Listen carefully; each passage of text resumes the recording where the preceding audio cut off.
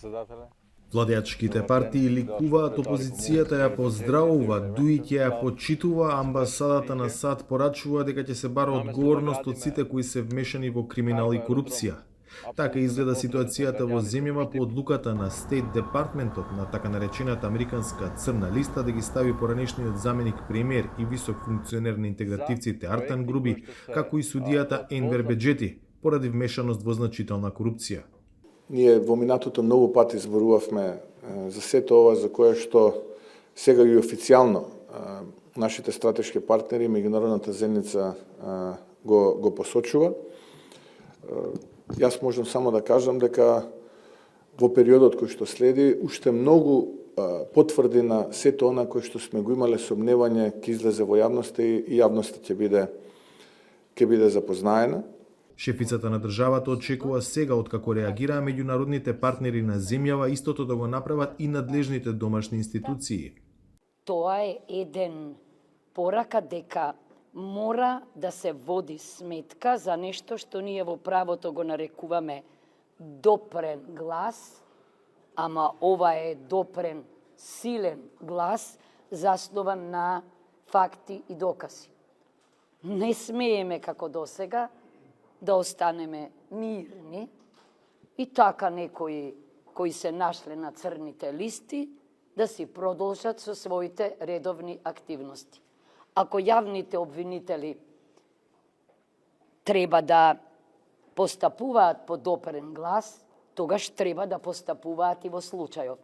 Американската амбасадорка денеска на пресконференција ги повтори своите пораки кои ги прати и синоќа преку социјалните мрежи веднаш по објавувањето на веста за новодојденци на црната листа, дека САД нема да толерираат политичко мешање во работата на судството.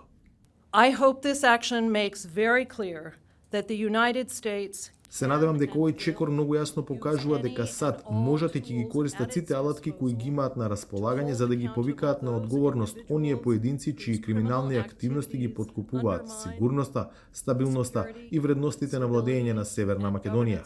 Се надевам дека судството и органите надлежни за спроведување на правото во оваа земја ќе го направат истото. Граѓаните на оваа земја не заслужуваат ништо помалку. Назначувањето поединци кои се вклучиле во корупција и криминал е процес кој трае. Има динамична листа која постојано се разгледува и доказите внимателно се разгледуваат во Вашингтон. Овој процес продолжува. Има и други имиња кои во моментот се разгледуваат.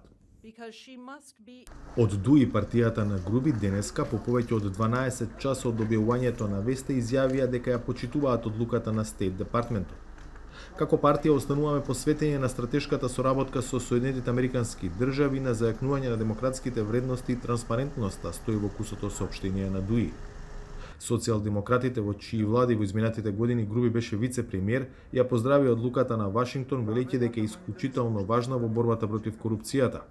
Сите сомнежи за корупција и за злоупотреба на јавни средства треба да бидат истражени од страна на надлежните органи во Република Северна Македонија.